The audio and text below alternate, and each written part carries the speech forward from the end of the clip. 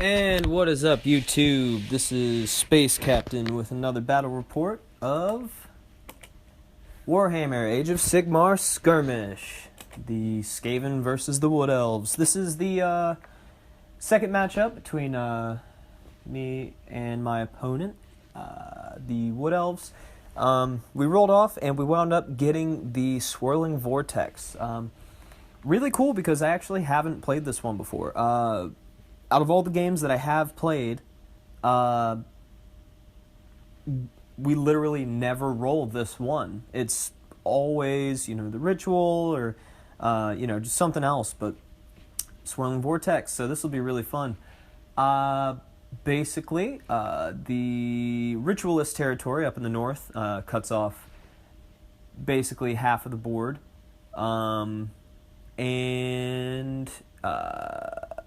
So the first misconception of this, you're not trying to get in the vortex.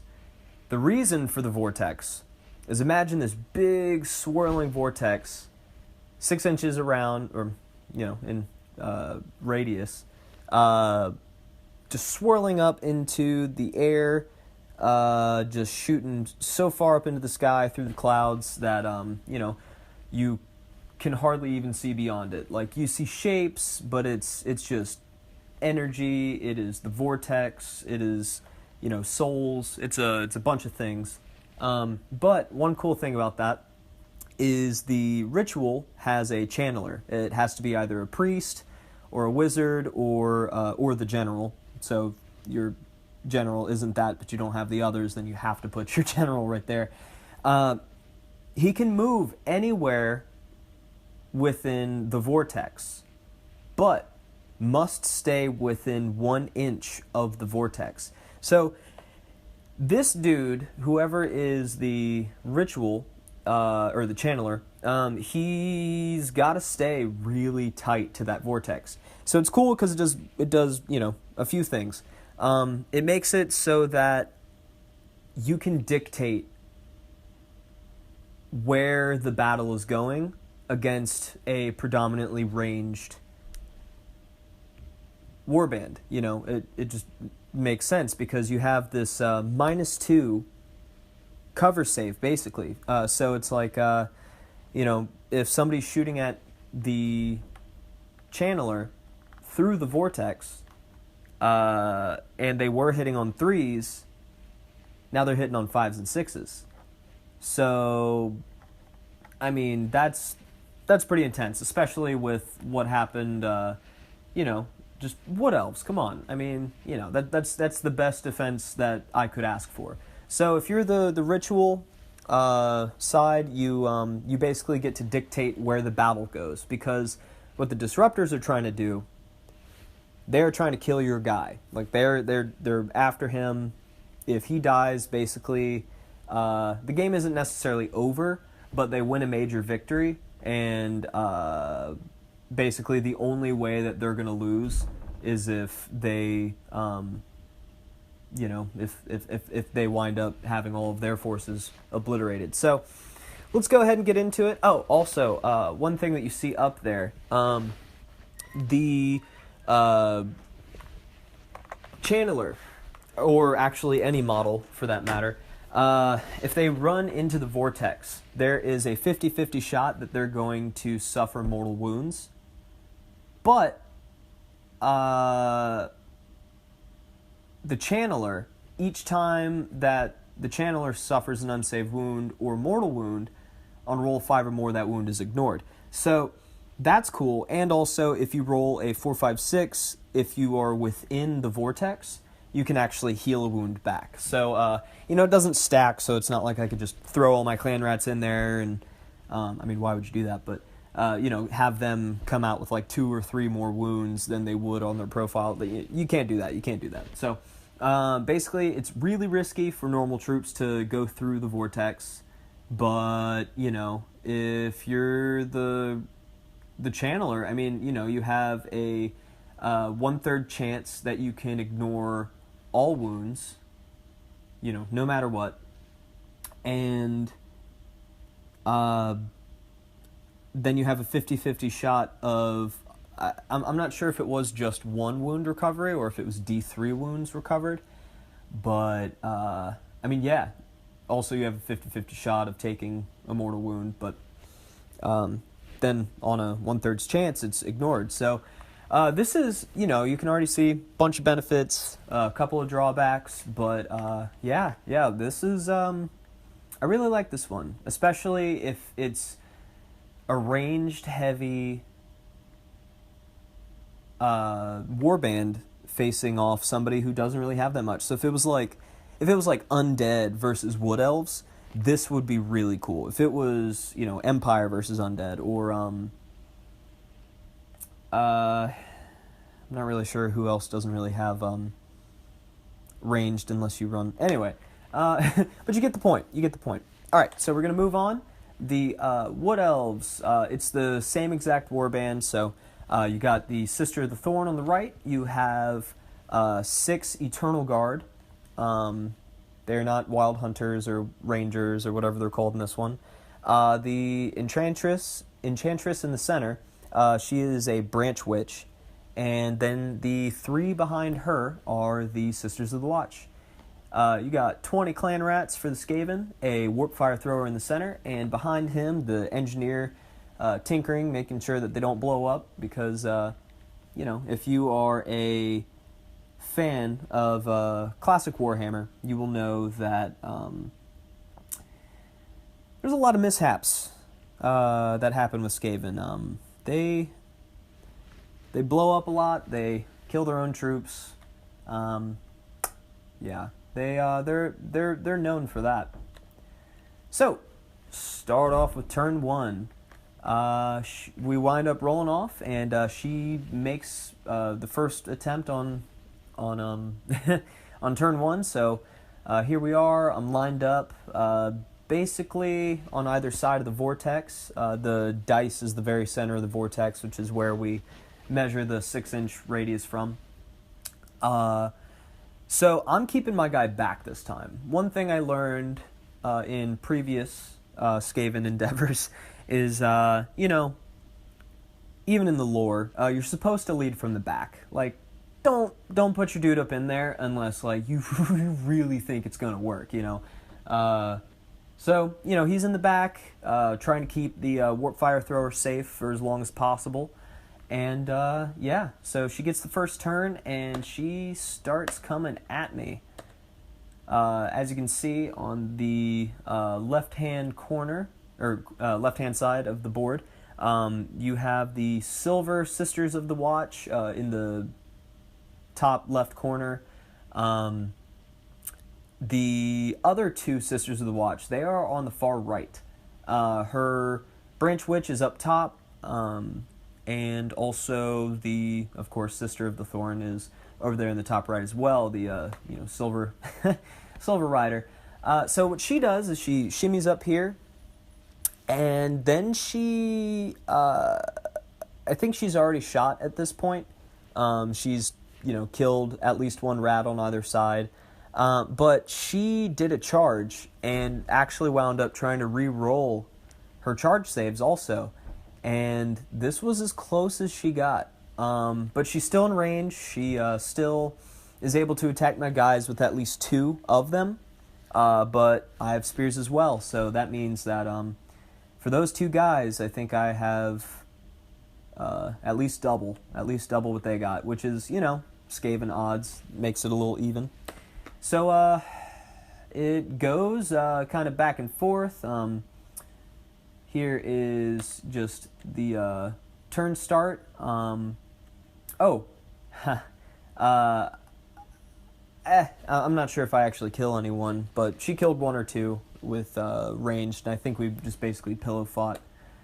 So I push forward. You know, I'm trying to definitely close that gap. Trying to put pressure from the get-go.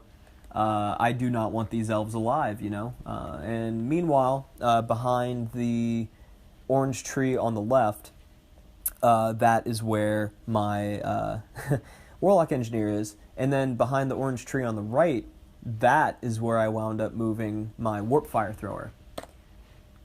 And as you can see, I envelop my opponent. I actually do really good with charge rolls, and all the ones that were short, I wound up having them connect in the front, all in the back. So I definitely enveloped these guys. It was really unfortunate that they didn't really do well on the charge rolls last time, because if they would have been in full, they probably would have killed half of these guys, and then I probably would have lost the rest of them to battle shock. But c'est la vie, good for me. So I come up here with the warp fire thrower, and I'm just kind of like, hey, which one's your captain? So, blasted the captain out. We did combat, and as you can see, 1, 2...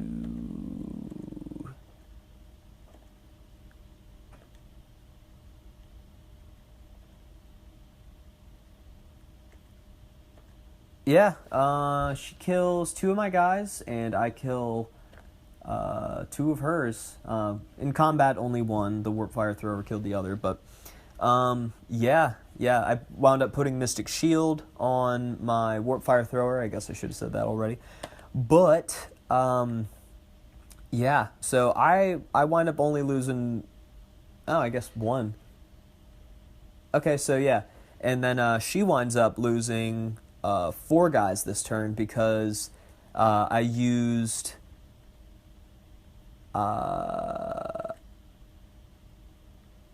actually no, I guess I didn't do Mystic Shield this turn. I did Warp Lightning, and knocked out the Captain Sisters of the Watch, that hornblower over there. So she wound up taking 4. Rolled a dice, but she was good. She didn't lose any from battle shock. And at the end of turn 1, pretty much the right side looks a lot different than this picture, but the left side is pretty much just there. Roll off for turn 2. Skaven choose the first turn. So basically, the Skaven come out in turn 2, and over here is where a bunch of charges got off. Basically, we're just trying to close the gap and just basically finish them off as soon as possible. Over on the other side, we're trying to dwindle them down, and yeah, we're trying to press on as normally as ever, I guess. So this is basically what is left over after my rounds of shooting, and this is just before combat, I believe. So it's not looking good for that one standard bear. Over here, I wind up killing a Sister of the Watch, and I think maybe 1 or 2 of my Skaven die from close combat. But on the trade-off, that standard bearer dies, and basically she kills 1 or 2 of my rats. Roll off for turn 3. The Wood Elves choose the first turn. And one unfortunate thing about my guys all being over there on her turn, she pulls off the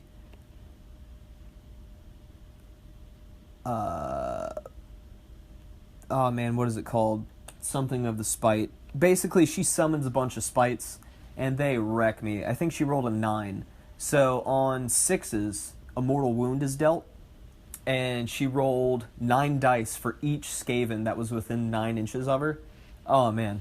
So I was lucky that only these 2 guys even survived, but yeah, it really evened out the odds over here for her. So on combat, as you probably guessed it, they failed a little bit.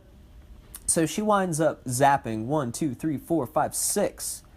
Then I lose 1, 2, 3, 4, 5, 6, 7. So I lose 1 more in that combat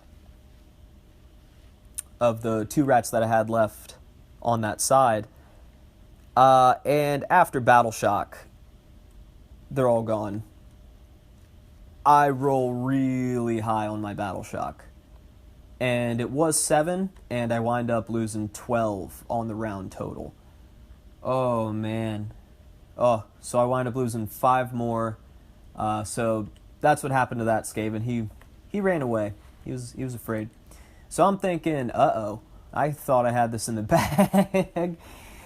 And look at this. So, basically, I just maneuver my guys, because that whole side of the board is wiped out on the right side for me.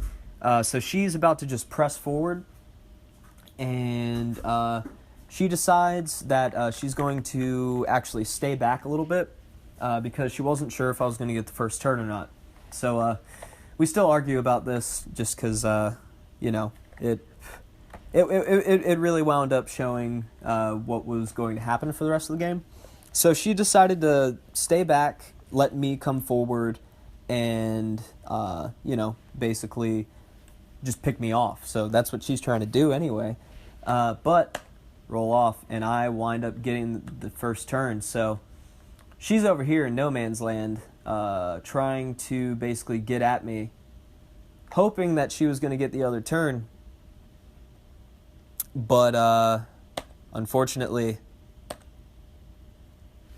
I get off the Warp Lightning, and also get off the, man, is it a pistol? Yeah, so his shooting weapon. So pretty much we it ends on turn 5, and I just stayed out of range of her branch wraith or branch witch.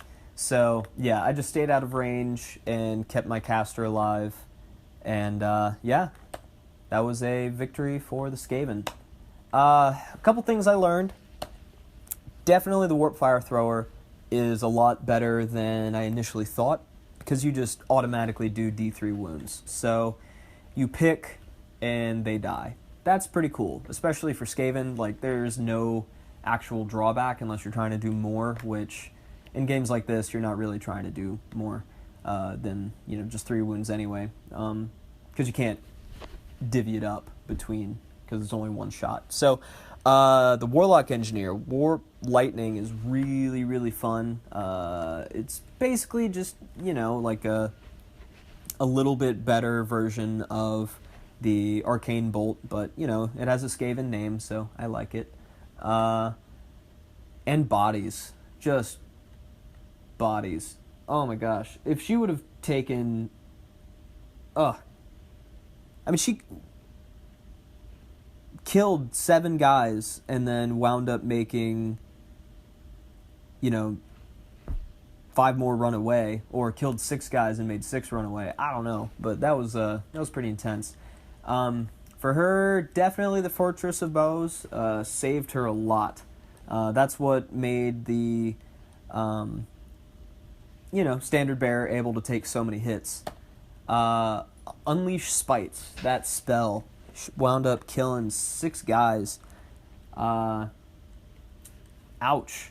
She cast it on a 9, and I either wasn't close enough to dispel it, or I tried to dispel it, and it was just, nothing. But yeah, so she wound up rolling a 9, and that was 9 attacks on each guy. Ouch. And then Sisters of the Watch, Sisters of the Thorn, they're power players. They're really important to the Wood Elves and very versatile. So definitely MVPs. They'll probably always be on there. But yeah, that is the end. A good win for the Skaven. Even though I kind of, backed out at the end. But that's what you're supposed to do. You're trying to win. You're trying to win just as much as the other person. So, yeah, it was a good game. I enjoyed it a lot. Win for the Skaven. And thanks, y'all. Keep on wargaming.